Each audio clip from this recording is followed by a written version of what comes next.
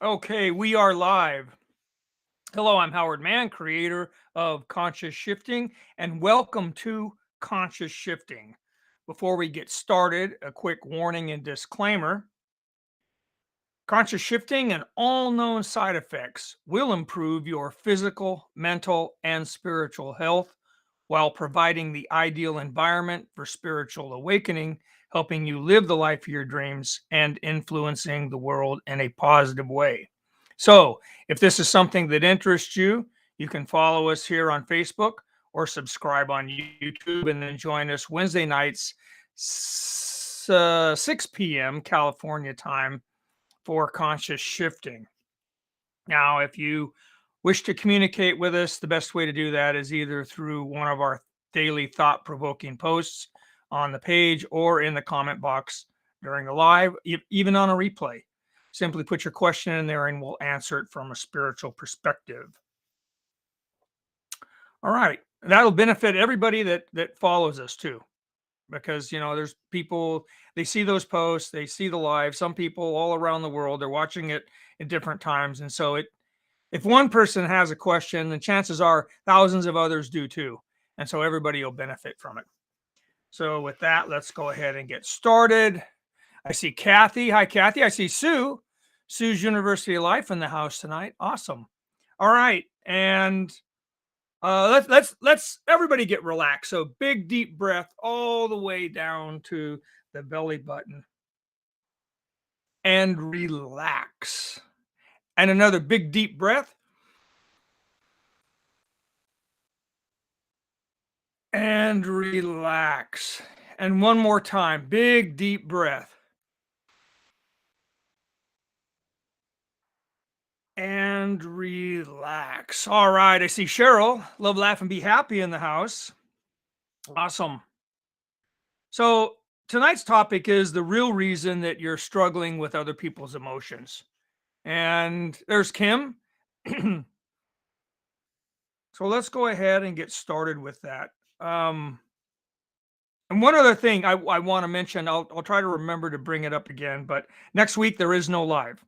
So next week we have some appointments. We medical stuff. We have to do it Wednesday, and we won't be back in time to do the live. So we're just not going to do one next week. The real reason you're struggling with other people's emotions. All right. So do people ever tell you that you're oversensitive? Does that ever happen? Or um, and be honest, do you believe that you're oversensitive? In other words, how deeply do you feel other people's pain? Do you feel it as if it's your own pain? Have you ever cried for a complete stranger because they've suffered a tragedy? Because if you have, you may be an empath.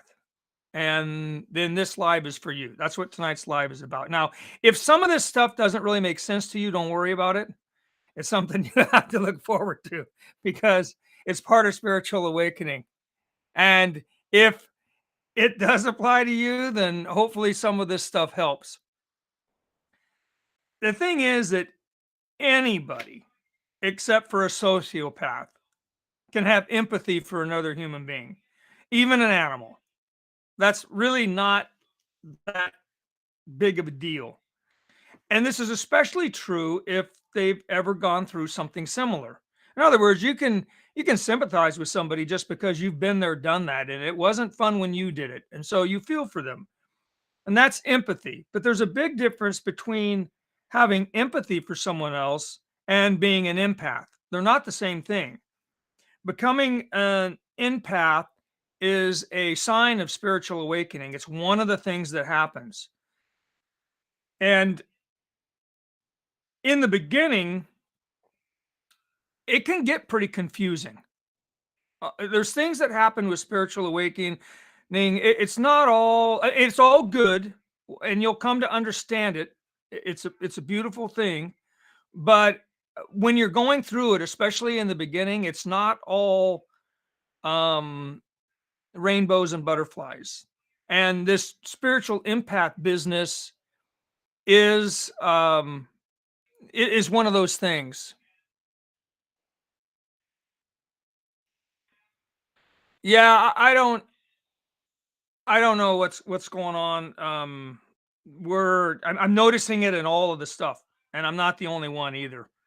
Social media, there's really weird stuff going on now with the reach.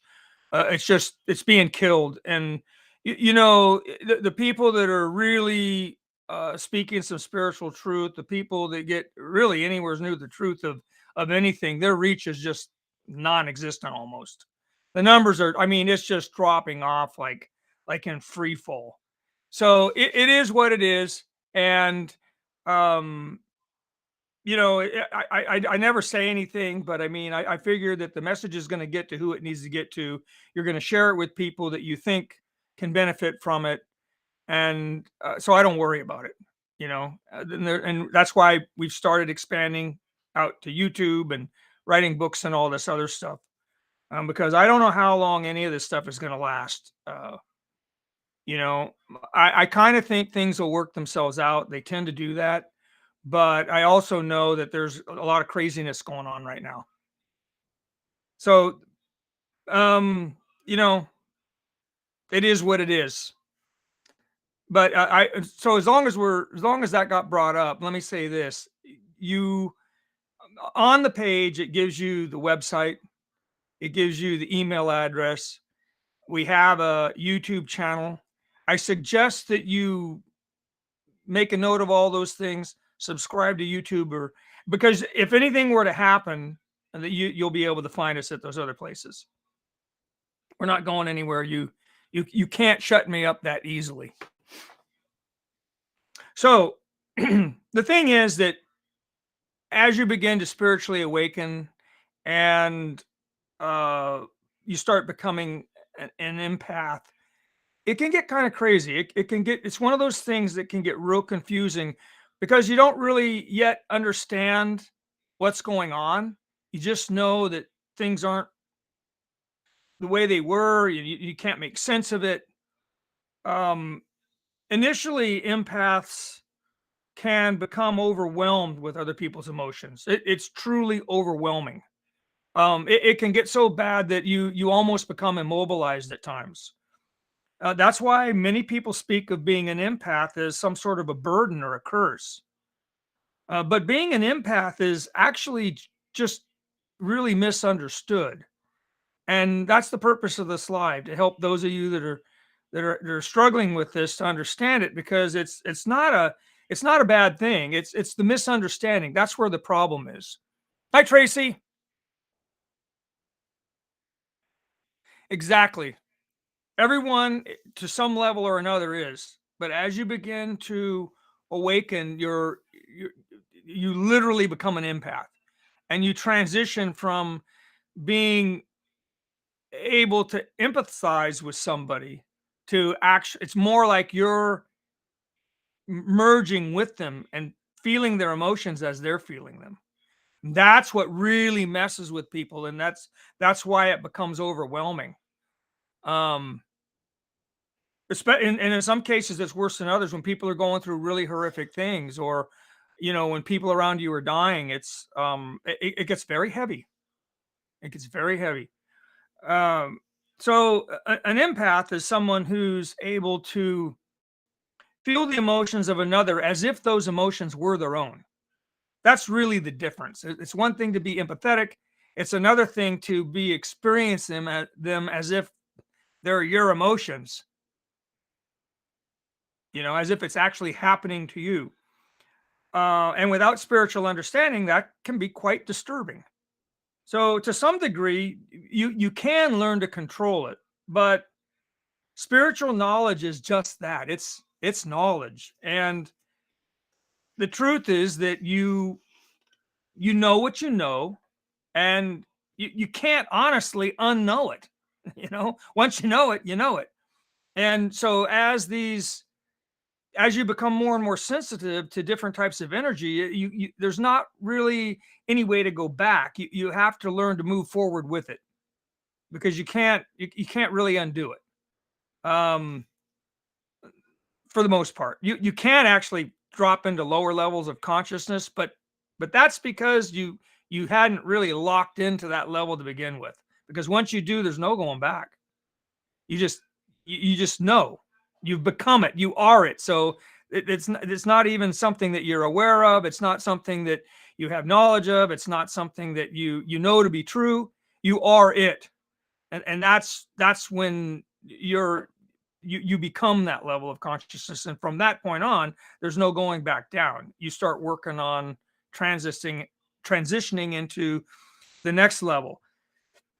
But just because you know something, when you start to, let's just say, whatever level you're at, and you're starting to get a little bit of insight into the next level, right? Just because you know something about it, you're starting to become sensitive to it, you're starting to realize some things, doesn't mean that you completely understand it. And spiritual awakening rarely happens all at once. For me, for everybody I know, um, and for most people, it's a process. And therein lies some of the problem. When you don't fully grasp something, it's not clear what you should do with it. It's kind of like you've been given something, but you have no idea what to do with it. And that can end up being overwhelming and creating even more emotional damage. Because at that point, hi Susan, at that point, you still haven't um overcome that yourself. And so this kind of stuff starts piling on. Being an empath is part of spiritual awakening, and and when you combine it with the spiritual understanding, it actually becomes a blessing. So that's the first thing to really know, is that these things are, even though you can start getting confused about some of this, you can start feeling overwhelmed. Just breathe. You know, if you start getting, kind of weirded out by stuff and you really don't know why, just, you don't have to. You don't have to. When it's time, you'll understand it. There's times where I know things, but not real clear. They're kind of vague, and I don't stress over it. I've learned not to. When I'm supposed to know something, I'll know it with clarity. And until then, I just might say, there's a disturbance in the force, but I really don't know exactly what it is. And then other times I'd know exactly what it is, you know. But what I'm trying to say is that if you're starting to experience these things, don't let it freak you out. Just know that that's what's going on, and it's going to be all right. And in time, you'll come to understand it. And as you go through those things, you gain experience, and so then you start recognizing what they mean. Um, the energy is different.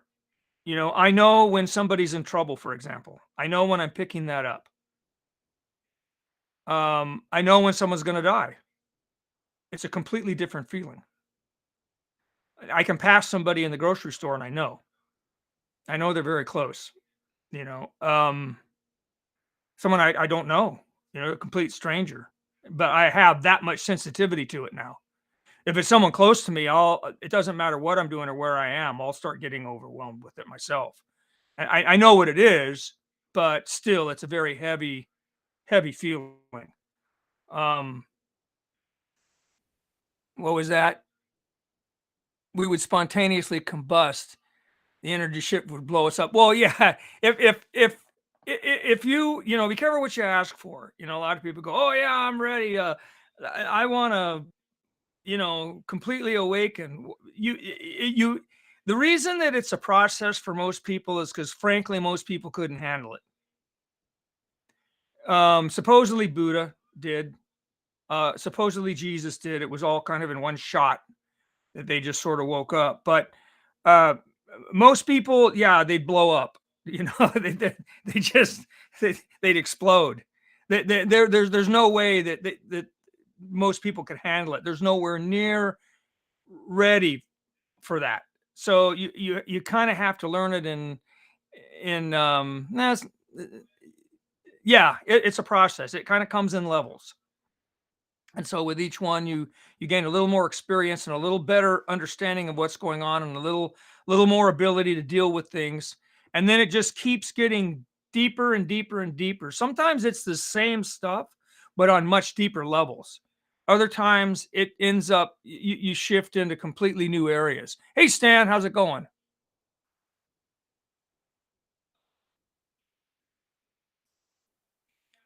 Hi Ray, how's it going? Um, so being an empath, it's just part of spiritual awakening, and when you gain the understanding, it actually becomes a blessing. Um, because you're able to connect with people and help people in ways that you weren't able to before.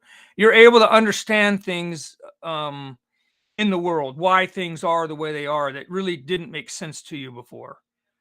And you're able to help people with that.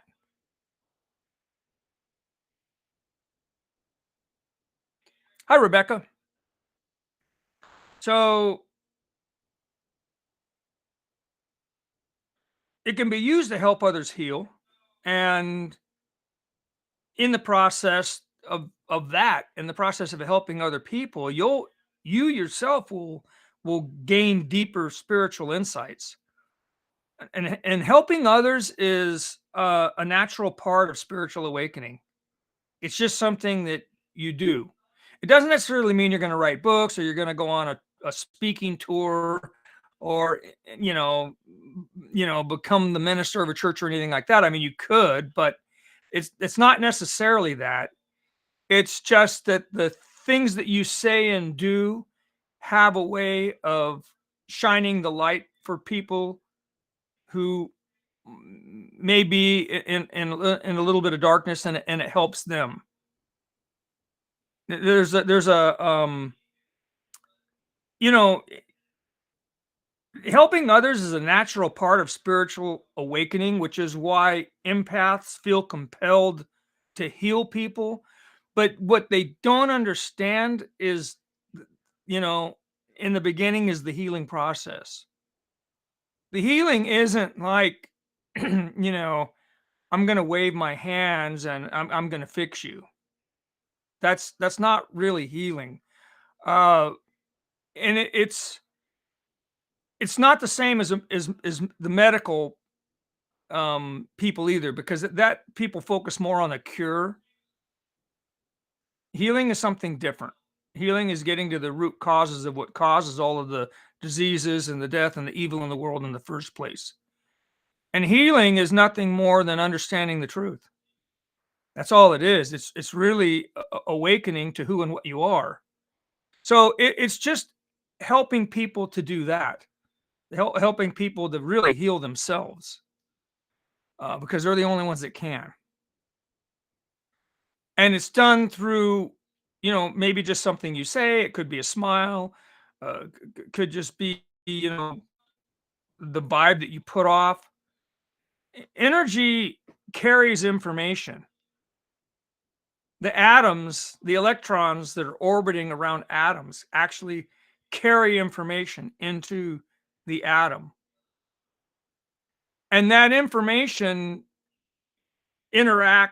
that energy and information interacts with other atoms, which combine into molecules, and their energies and informations combine into everything that exists in the physical universe, including biological organisms. So the what I'm getting at is that the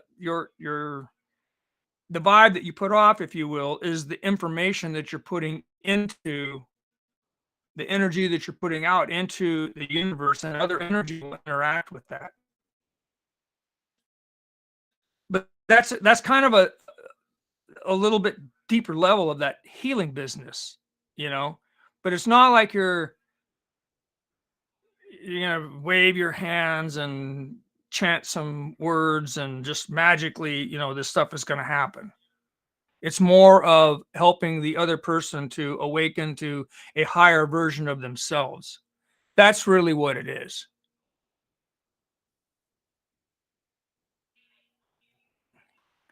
Make sure I'm not missing any questions. Thank you, Sue.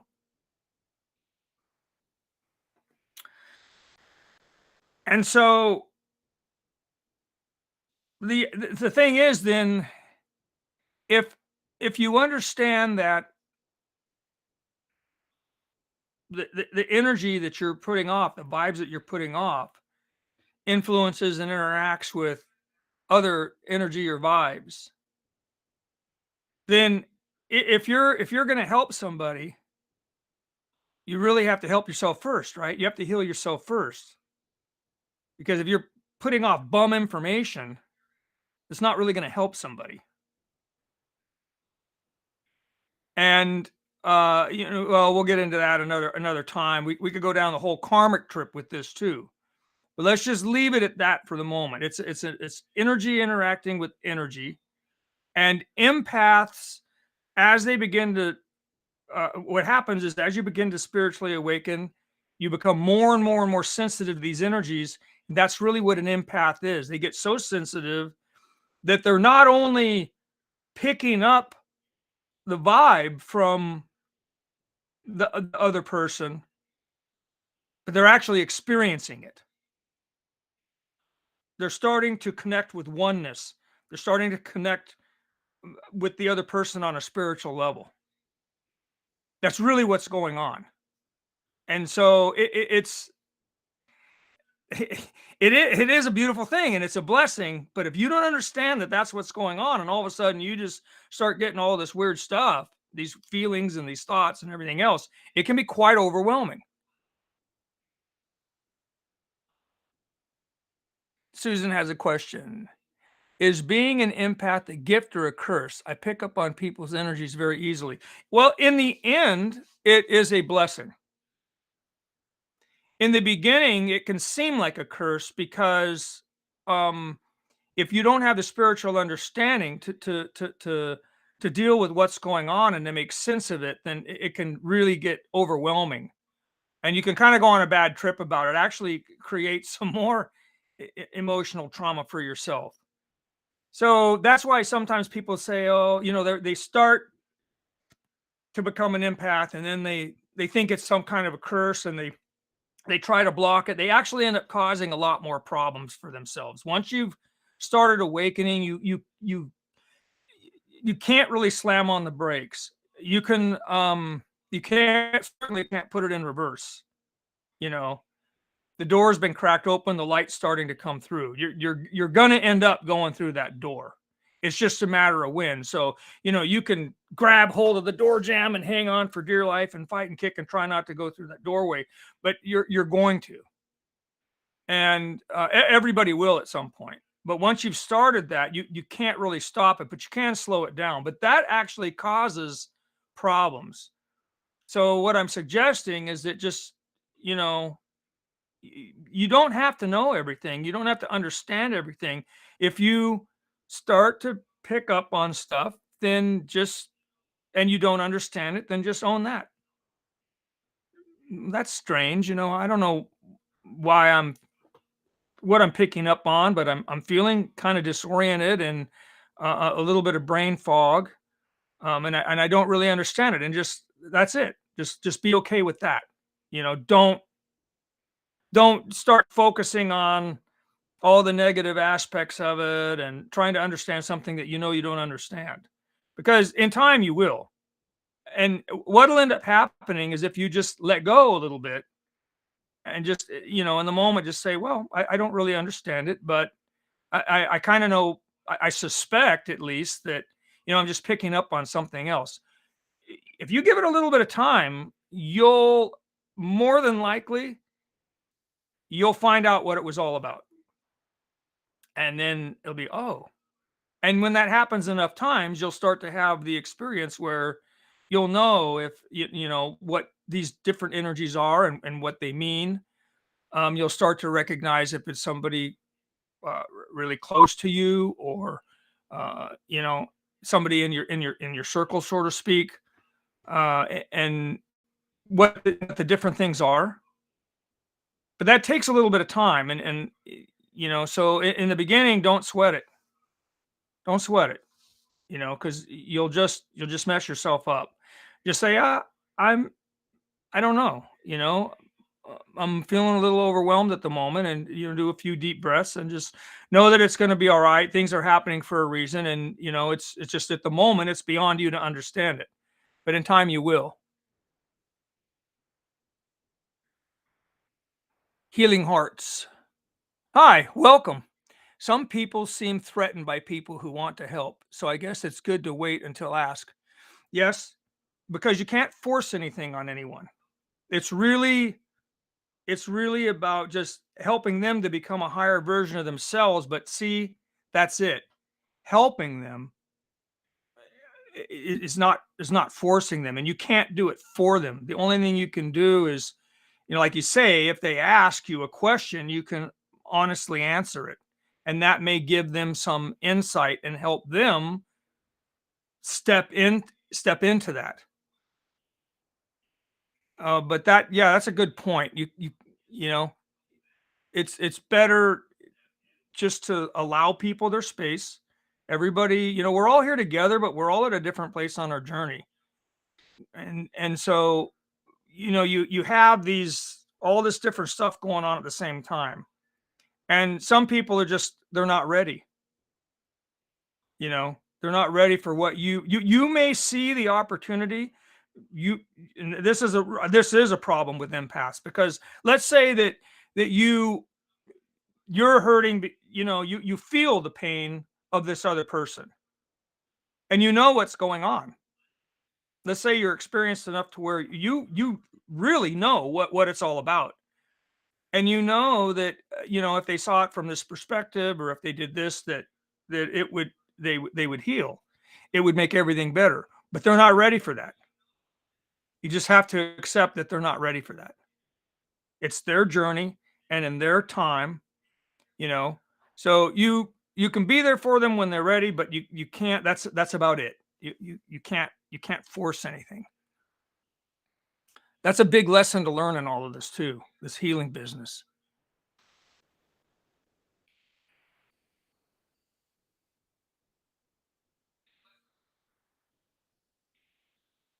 Yeah, and that's true too, Kim. Yeah, sometimes you'll actually insult them because then you've insinuated that they need help. And sometimes they take offense to that, but people will ask, and a lot of times you can just be there for them, say some kind words, not lecturing, not schooling them in any way, but just, you know, the old thing about lead by example. Just the way you do things and the vibe you put off, if they're ready, it'll help them. That information will will transfer. The vibes will merge, so to speak.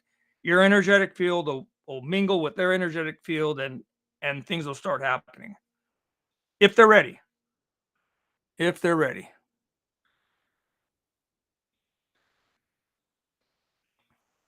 So, um, that's the thing. In empaths, that's common. You feel compelled to heal, but you have to recognize what the healing really is. It's just assisting people to remember what they already know. It's not, awakening is not about becoming anything. It's not about learning anything. It's not about earning anything. It's just realizing who and what you are, but somehow you forgot. And that's all. Spiritual healing, that's all it really is just helping people with the process of realizing who and what they are. And then whatever healing is going to happen. Trusting the journey. Exactly. Exactly. So that's why, this whole idea, if it has to do with energy, that's why I started to talk about, I kind of got sidetracked a little bit, but getting into the energy of it, where, even at the atomic level, you know, electrons that are orbiting atoms carry information into the atoms, and atoms kind of mingle, and then there's a combined energy and information when they form molecules, and then they vibrate at certain frequencies, which determines the matter that they're going to manifest as. and it just keeps expanding into organisms, and then the organisms themselves have even higher states of consciousness. But all this energy is interacting with energy, and so if you understand that that's the vibe that you put off, so to speak, is what helps people realize who and what they are. You could just smile at somebody, and it might get the job done. But if you understand that that's really what's going on, then it makes total sense that you would really just need to work on yourself, because the higher version you are of yourself, the more you're going to have, the higher the energy you're going to put off, and the more it's going to help other people. You follow that? Because it's all about how the energy is interacting with itself. You really aren't the healers really don't do anything like most people think. You might ask a question if somebody's really trying to get somewhere with something. You might ask them a question, you might give them a comment, but it's most of it is just done on a totally energetic level. And so you heal yourself first, because then your energy is vibrating at a higher state. So that's more beneficial to more people. So the other thing to remember is that, you know, becoming sensitive to somebody else's emotions, getting sensitive to on an energetic level with other people is one thing. But often what happens in the beginning, at least, because, people in the beginning are still healing themselves. And in the beginning, to a large extent, they're still healing themselves. Their spiritual journey is really almost in its infancy. And so they still have a lot of stuff they're dealing with. And that then, if you're struggling with other people's emotions, and I mean struggling with them, because you can be sensitive to somebody. And this is where it'll end up being starting to cross over that line into a blessing. And I do mean you feel it as if it's your pain. You experience it just as they're experiencing it, but the difference is that you understand what it is. In the beginning, you're triggered by it. Their pain triggers your pain. And that's why another reason why you really have to heal yourself first, because if you're being triggered by their emotions, that's going to mess you up. And then you're not really in a position to help them. You're both just going to trigger each other. And if anything, there's going to be more emotional trauma caused. So that triggering indicates that you have areas where you need to heal. You have unhealed wounds that are identified with those emotions, and that other person is reminding you of them. And so this is like a lot different than, an empath sensing something and being able to facilitate healing. So that's something that you really need to be honest about and really need to learn to recognize, because it'll mess you up if not. So, again, heal yourself before attempting to heal others, and it'll be on a completely different level, eh, completely different understanding about all of it.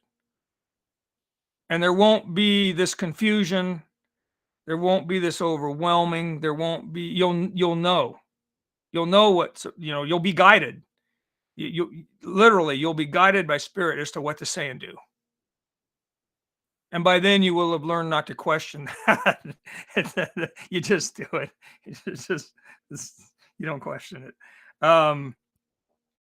But then, what having healed that yourself, you'll have the mental clarity and experience needed to assist others who are going through it. You see the difference?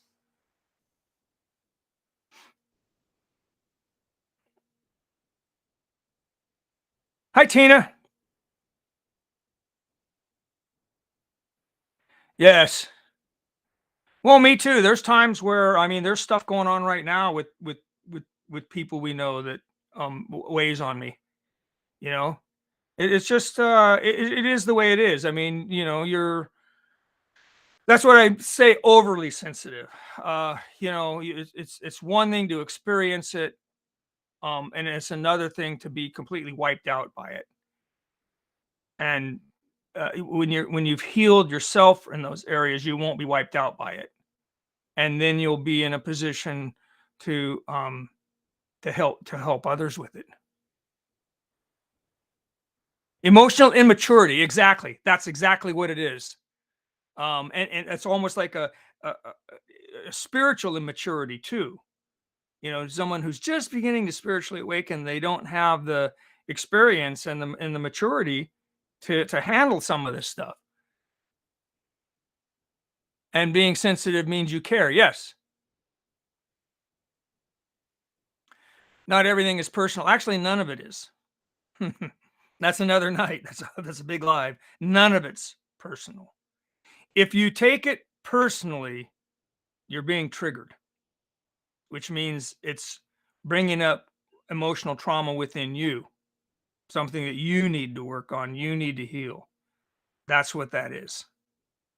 We'll get into that. I'm going to do a couple lives to help people with that, because that's huge. That is huge. So you've started. I mean, if you're experiencing any of this kind of stuff on any level, then you've already started the awakening process. So don't stop, don't freak out, don't slam on the brakes. You couldn't stop it if you wanted to at this point. Once you start, it started. It's just a matter of how much resistance are you going to put up to the awakening process. That's all. And the more resistance you put up, the more suffering there's going to be. But once you start, you're going to awaken, and everybody will at some point. Not everybody has started. I mean, take a look at the world. It's obvious. If you could say anything at all about the world consciousness, the collective consciousness, is that most people are spiritually unconscious. But everybody at some point will awaken, because you cannot forever deny who and what you are. You can live a false life. You can live a lie for a while, maybe 1,000 lifetimes or whatever. But at some point, you're going to awaken. But once you start, you can't really stop it. It's already, you've already got your foot through the door. You're going through. You can slow it down by putting up all this resistance, but you're just going to cause yourself a lot of suffering in the process. Just going to prolong everything and make everything that you're going through far worse than it has to be. So just roll with it. Now, another thing that you can do is, going back to meditation, is just, spend a few minutes a day meditating and just observing your thoughts and emotions without reacting to them, without judging them, without engaging them, and just develop that skill of observation. Because once you do, then all of the mind-body phenomenon becomes just that, mind-body phenomenon. It's not personal anymore. It's not, you don't identify with it. Thoughts and emotions are something you have, but they're not who you are. And that's critical, because then you don't absorb them. You don't absorb the energy associated with them. So, in other words, if you're entertaining certain thoughts and emotions, you're engaging them, judging them, thinking about them, dwelling on them, then any negativity associated with those emotions you're going to absorb. Remember how energy works. Going back to the electrons orbiting around the atom, and the atoms combining into molecules, molecules into matter, human organisms, whatever. If you engage, identify with, dwell on any thoughts and emotions, they carry information. And if they're negative, you're going to absorb some toxic energy. And it's going to reap havoc on your physical and mental health. And it's going to be a distraction to your spiritual health. And so, in other words, with this empath business, when you begin to become sensitive to other people's emotions, If you start identifying with them, their problem just became your problem. That's not helping anybody. Instead, you just learn to simply observe without absorbing. And that's a critical skill that you can learn in meditation. So then what do? Well, okay, so you're aware that this is going on, you're sensing this, you're feeling this. So what do you do with that? You let spirit guide you to do what is best. You trust that that that's higher version of yourself, that spiritual source as high up as you can connect to is going to deal with it better than your ego is going to. And so you listen to that and you do that. And in meditation, it'll not only help you with this developing this non-judgmental observation, but it'll also help you with this connection to spirit. Because as you calm the body and the mind, it's easier to connect to higher realities because you don't have all the distractions. And then also be aware of what you're attracting, because something else that'll happen with, and you see this a lot, but this usually on a subconscious level, they don't even realize it themselves, but you can see it, when you watch people. Spiritually immature empaths attract codependent relationships. They do, because without spiritual maturity, empaths attract broken people into their lives and then end up getting hurt trying to help them. It just becomes a big mess. Codependent relationships are unhealthy, even though in those relationships, each other's needs are being fulfilled. You'd think, oh, well, that sounds like it would work, but it doesn't, because it's based on some toxic stuff. It's based on a destructive way of relating to each other. They can be very intense relationships because the way they complement each other. But they're unhealthy because each need the relationship, or at least they believe they do, rather than choosing the relationship. The empath, in this case, in a codependent relationship, the empath would be someone who um wants to fix people, wants to heal people, and the other partner is somebody who's broken, and so they're willing to be fixed. And it seems like a win-win, but it never works out that way. Without spiritual guidance, both are going to suffer. And the spiritual truth behind it is that, one, the one's not capable of fixing, and two, the other one's not broken. Those are both lies. Those are both egotistical. And ego is not spirit.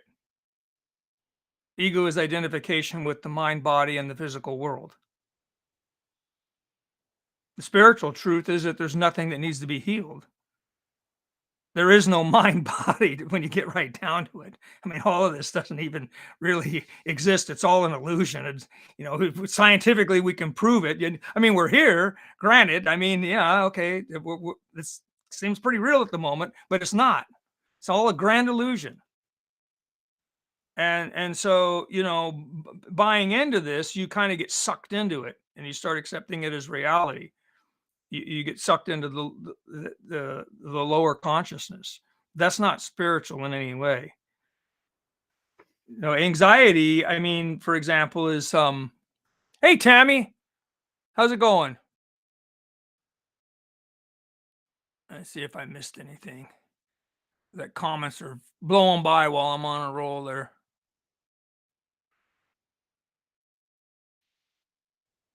Okay, I see Tammy came in there. Kim says, you don't know what you don't know until you do. And then nothing seems the same. Well, it's not after that, and you'll never be the same.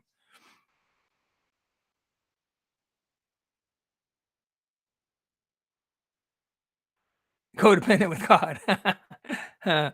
Kathy, well, several hours because each need the relationship, or at least they believe they do, rather than choosing the relationship. Yep.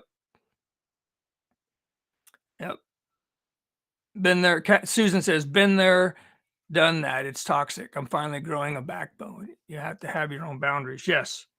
And so it's go, that seemed to hit some, to trigger some people there. It's codependent relationships.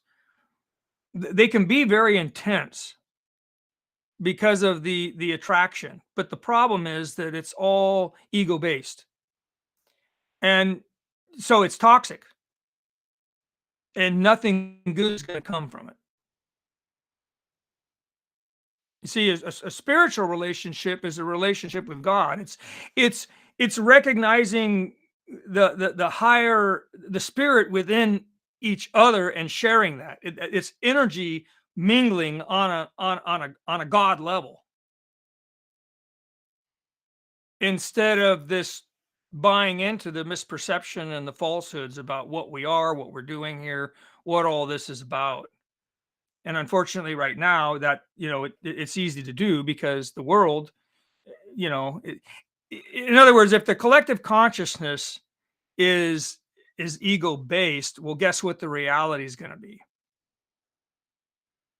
When enough people spiritually awaken, you're going to start seeing this stuff change. You start seeing it change big time. Right now, that's not the case. It's all ego based. So just, to the best that you can, don't buy into it. Don't buy into it. It's just going to distract you further. Anxiety, for example, talking about emotional trauma and learning to recognize it. eh, when I said you can see, the codependent relationships, you can see a lot of things when you start becoming um, sensitive to these different energies, and some of them, like anxiety, is pretty obvious. I mean, you don't have to be an empath, you don't have to be a psychologist. You can recognize, almost anybody can recognize someone else being anxious. um, it's because the energy is so animated. Nervous talking and movement, um, worrying about everything, anxious and fear about the future, fear about this. Oh my God, it's just another disaster around the corner, this type of stuff. Depression can be harder to recognize because many people who are depressed hide it really well.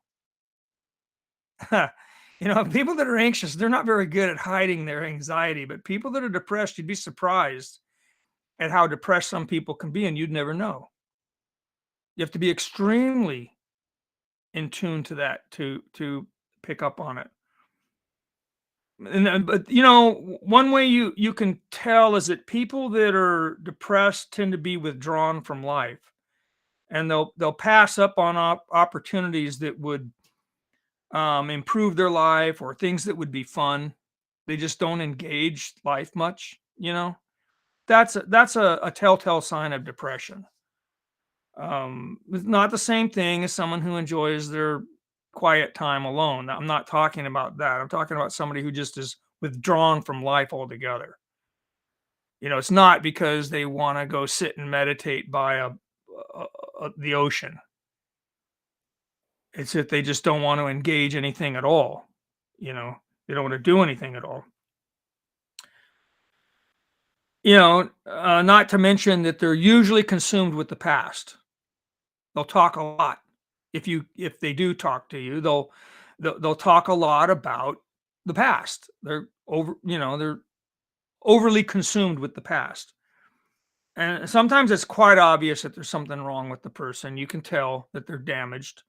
Um, but it's also common in severe cases for them to completely block their emotional connection.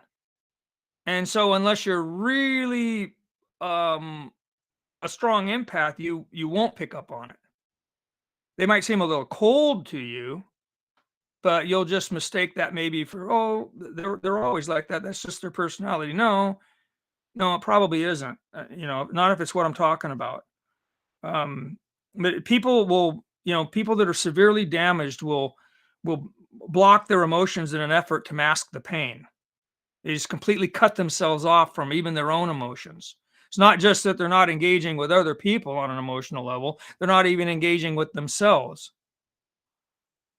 They're just kind of blah. They're just sort of there, but not really. The light's really dim. Um, but they do that because they want to avoid further emotional trauma. They've been hurt and they're trying to not be hurt more or not be hurt again.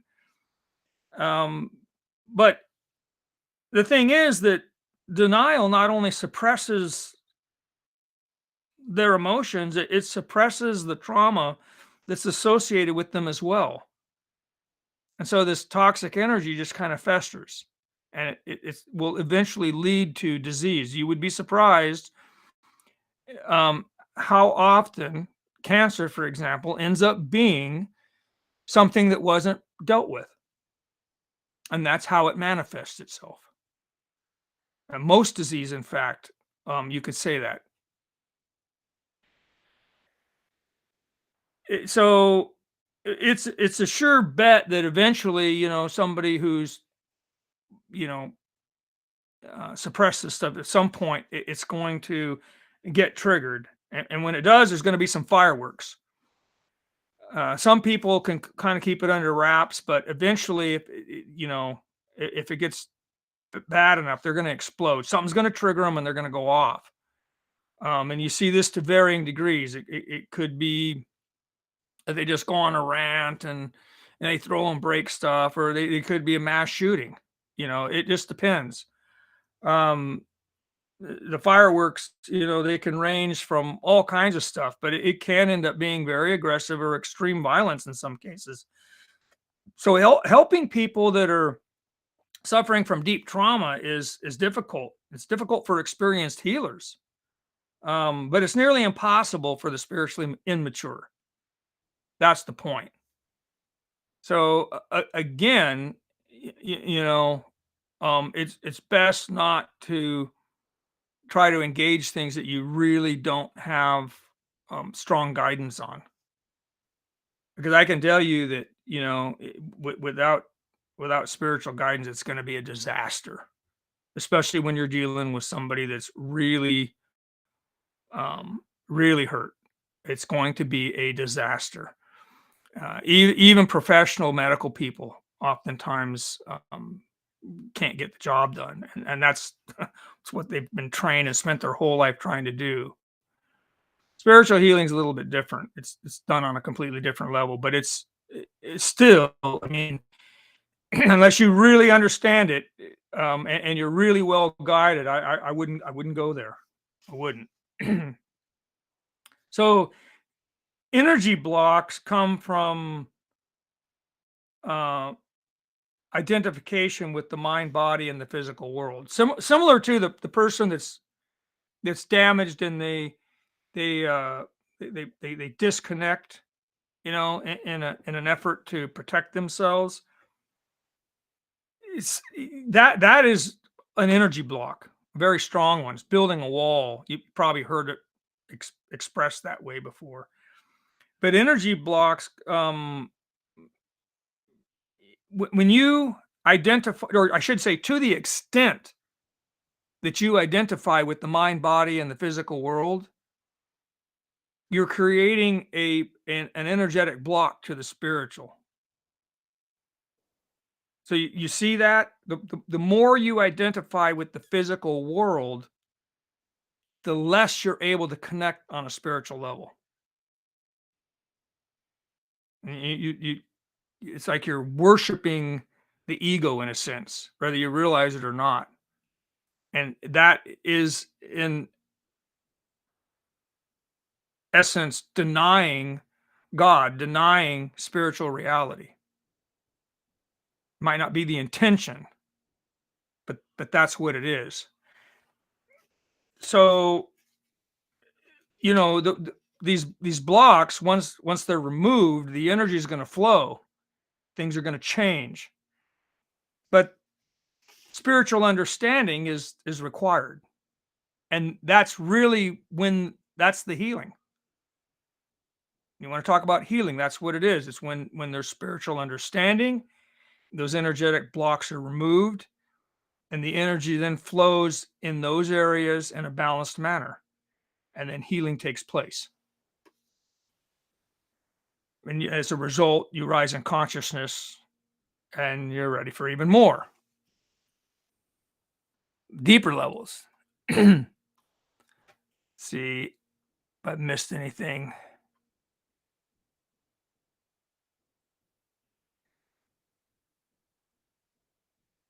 Kim's asking, aren't most relationships in our lives codependent on some level? Yeah, you could probably say that. You could probably say that. I think you'd be hard pressed to find people that are operating strictly in a spiritual relationship. Because everybody, I mean, let's face it, if you're here, you're not completely healed, or you wouldn't probably be here. If you were, maybe you could say that about Jesus, but most of us, that's not the case. We're all dealing with some stuff. It's just some are a little further along than others. And so to the extent that you haven't healed, yeah, there's probably some stuff that you take personal. There's probably some stuff that's kind of codependent. You're looking for validation or security from somebody else when that's impossible. You're looking for like your sense of worth or love from somebody else. That's impossible. It's not possible. And so the extent that you believe that somebody else can provide that for you, you're living in the ego. You're living a false life, and you're going to suffer as a result. And that is a spiritual block. It's blocking divine truth. A strictly spiritual relationship, you realize that you're, to whatever level or extent that you can, that you're in essence a spiritual being. You're just temporarily in a human body, a mind body, and this other person is also a spiritual being. And so the relationship isn't sharing that. It has nothing to do with the physical world and nothing to do with the mind bodies, even though you're here. So, I mean, don't like get all, so spiritual. I can't eat that, or I can't do this, or I'm not going to participate in that. You don't want to do things that are destructive or harmful to yourself or other people, but you're here. So there's nothing wrong with, partaking in the things of the world. I mean, if nothing else, I mean, like if there's some food that you really like and it's not really bad for you, then enjoy it, because in the spiritual realm you're not going to get that. So while you're here, yeah, have some fun, but just know what the truth is, know what's going on. And the same with the relationships. It's about the interaction of the sharing of that energy, the energy interacting with itself. That has nothing to do with the mind body. It's just what we are temporarily in.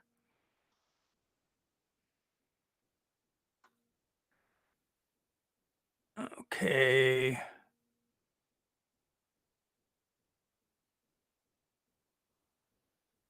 Future tripping, and it causes you anxiety. Yeah, so it's, you know what? Um the my best advice there is just, realize that the future is going to unfold the way it's going to unfold. And until it does, there's nothing you can do about it, because you can only live in this moment. But I will tell you this, that if you strive to be the highest version of yourself that possible in this moment, the future is going to be the best possible future that it can be. So, in a sense, healing can only be done in the present moment. But that energy has the ability to travel both into the past and into the future. Because beyond this physical realm, time doesn't exist. That energy is present in all timelines. but there is something you can do about it right here, right now, in this moment, because that's where you find yourself. So that's really kind of a deep spiritual truth. But you hear people talk about presence. This is where it's at.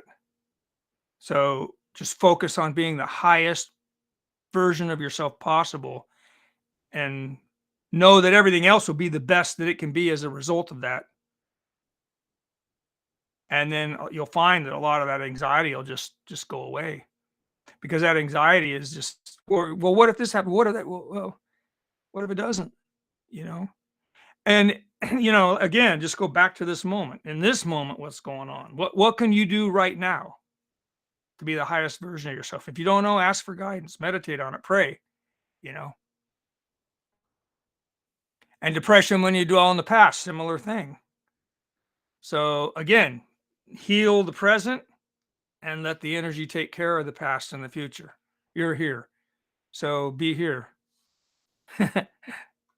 Sue, I think interdependent and mature, wanting to be with someone, knowing your true self, codependent is needy, can work, just not truly healthy. Exactly. Yeah.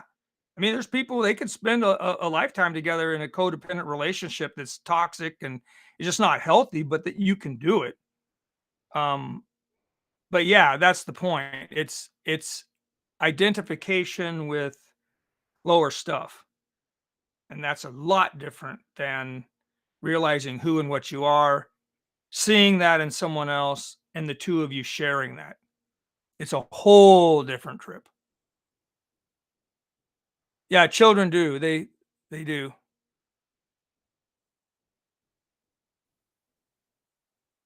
Yeah, and Kim, you're right about that too. People that have had severe traumas, they learn. There's a self-defense mechanism. They learn how to kind of disconnect from things.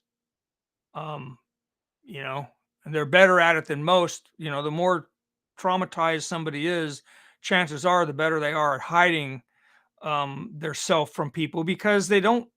Well, if your experience every time you've thrown yourself out there is to had somebody stomp on you, you give them your heart and they throw it on the ground and stomp on it. At some point you're going to stop doing that. Just out of self-preservation, you're just going to say, well, every time I do this, they stomp on my heart, so I'm going to quit giving my heart to people.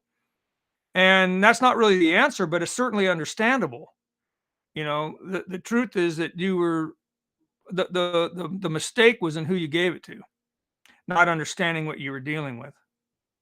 It wasn't a spiritual relationship, and you paid the price.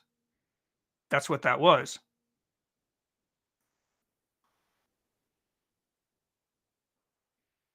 Yep, the human side of things. Just for today. That's it. All right, so um sometimes people will say, "Oh, well, this is just the way it is," or "It's just who I am." The problem with that is that it further embeds the trauma deeper into your psyche. And again, the energy associated with that is gonna manifest in some way at some point. So in other words, you become a slave to your subconscious mind. That's one thing that happens. And and then that creates spiritual blocks, and so you're not going to realize your potential. You're going to limit yourself. You're going to believe. See, here's the thing: the ego, that point of view is that we are a limited creature crawling around on this piece of dirt, this rock floating around. We're a limited creature. If you buy into that, if you identify with that, then you're a limited being. But you're not. You're an immortal. You're an eternal spiritual being, unlimited. You're not bound by any of this. Temporarily, you find yourself here. But this is all an illusion. In scientific terms, that energy that manifests as particle or physical stuff, what appears to be solid to us, simultaneously exists in this other realm, which I call the spiritual realm, where there's no time and there's no space. It's not bound by time or space. It's not bound by any physical laws. There's nothing physical. There's no form. It just is what it is. Omnipresent. You follow that? Yeah. Yeah. So until you spiritually awaken, or at least begin to, you're not going to even have a glimpse at reaching your potential. And everyone has the potential to be an empath, and they will at some point. It's part of the awakening game. But spiritually immature people are still identified with the mind body. They still buy into all of this far too much. And this identification limits your ability to heal yourself as well as others. And in fact, often leads to even more trauma. So, know your limitations. And don't push it. Just let some things be. I guess I need to kind of start wrapping this up here if we're going to even think about having a healing circle. But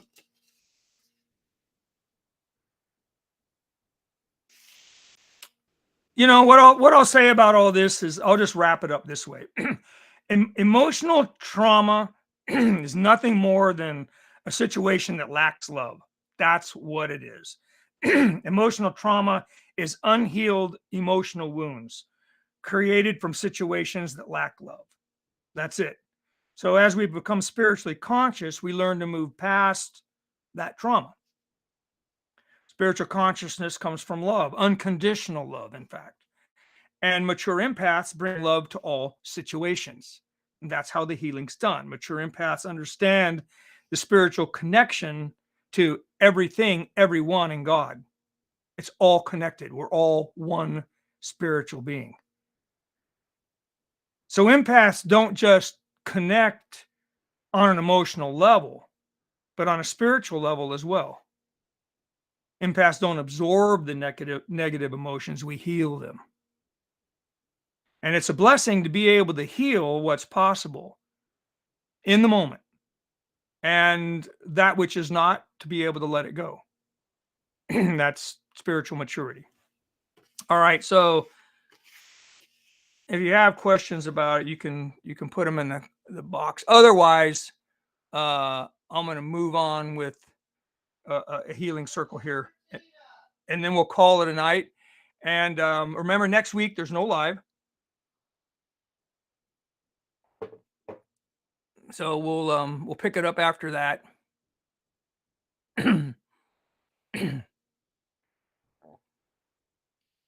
I missed something up there, but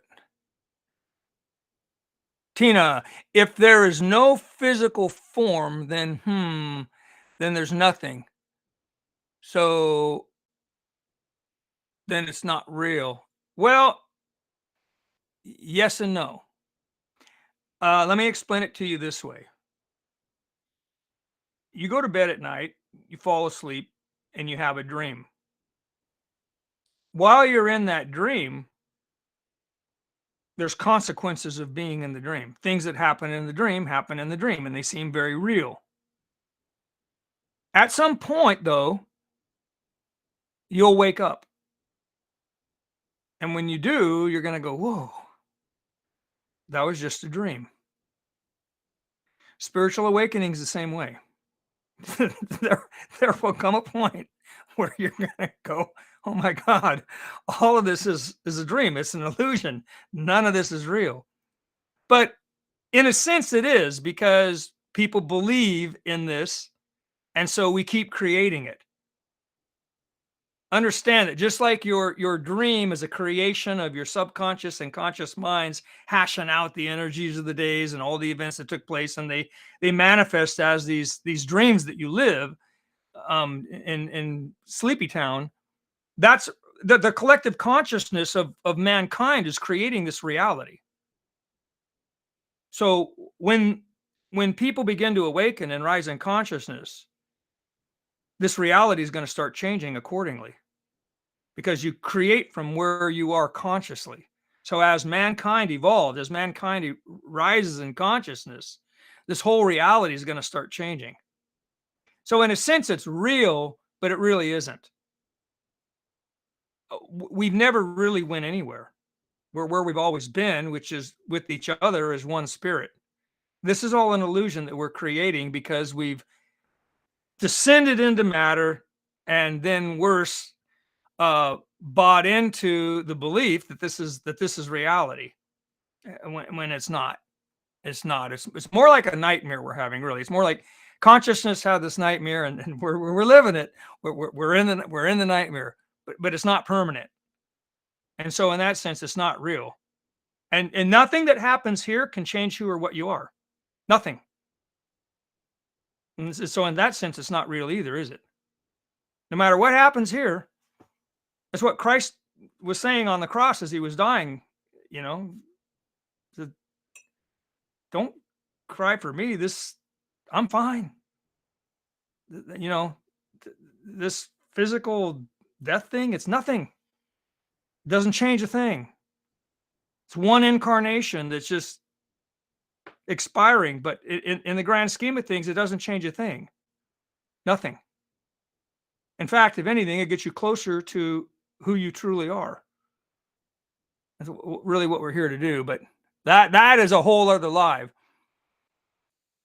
That's right. It's all a grand illusion.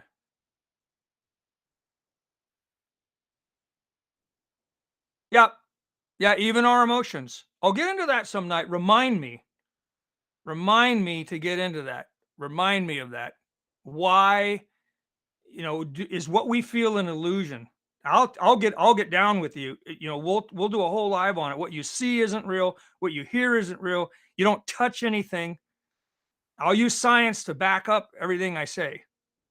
You don't see, hear, or feel, touch nothing. You don't taste, smell nothing. This is all an illusion. It's all a projection of your mind. Nothing more. But remind me about that, and we'll go for it. Yep, exactly. It's like a big hologram.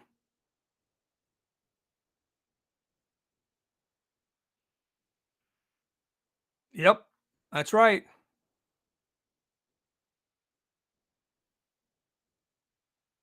Exactly. The human experience is for our soul's growth. All right, so let's move on. For those of you that wish, you can hang around. We'll do a healing circle here. Let me put this up. And everybody gather around, form a circle, and join hands. Gently close your eyes and your mouths, breathing through your nose down to an area around your belly button.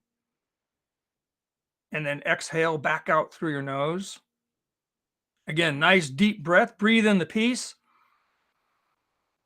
And then exhale all tension. And again, breathe in peace. Exhale all stress, troublesome thoughts, pain, disease, anything that doesn't serve you. And again, breathe in the peace.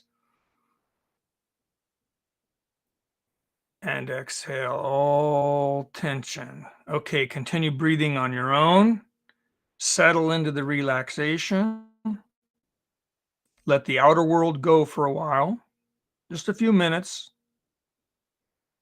Let the energy build. Just keep breathing. That's why we join hands energetically. Let the energy build. Let the energy flow. So, what energy is flowing through us? Healing energy. And what is healing energy? Unconditional love. The most powerful force in the universe. And why is unconditional love the most powerful force in the universe? Because unconditional love does not contain any negative energy. Unconditional love does not contain anxiety or depression. Unconditional love does not contain anger or fear. And unconditional love does not contain any toxic energy. So the disease does not exist in unconditional love. Unconditional love is healing energy of the highest order. Unconditional love is spirit in action. Unconditional love is the consciousness of God. And we are in the presence of spirit. And anytime we hold that presence, we can connect with and settle into the healing energy. And if you just relax, you'll start to merge with it because you are it. You're one and the same. And you may, if you can relax enough and let go enough of the beliefs and identification with this world and this mind body, you may settle into it to a point to where there's nothing but healing energy. Let's just sit with that for about a minute and then we'll finish up.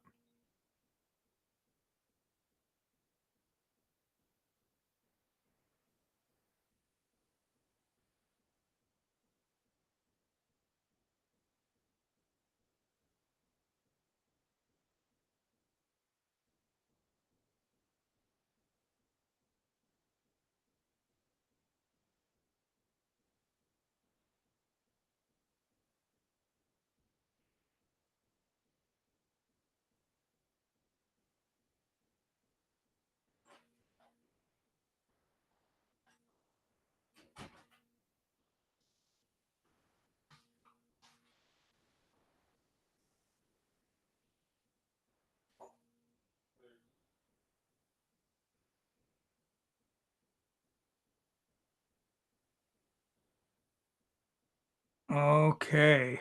Everybody feel that? You experience something a little different? You buzzing a little bit? If not, don't worry about it. But if you are, roll with that. Now let's visualize a heart filled with loving, healing energy completely surrounding our planet. See planet Earth completely surrounded by unconditional love. And see the people of the world living in peace. See the people of the world loving one another unconditionally. And so it is. All right, slowly open your eyes. That's it for this week, unless there's any last minute questions. We can take that down. Yes, our soul's growth. I saw that. Yeah, do please remind me.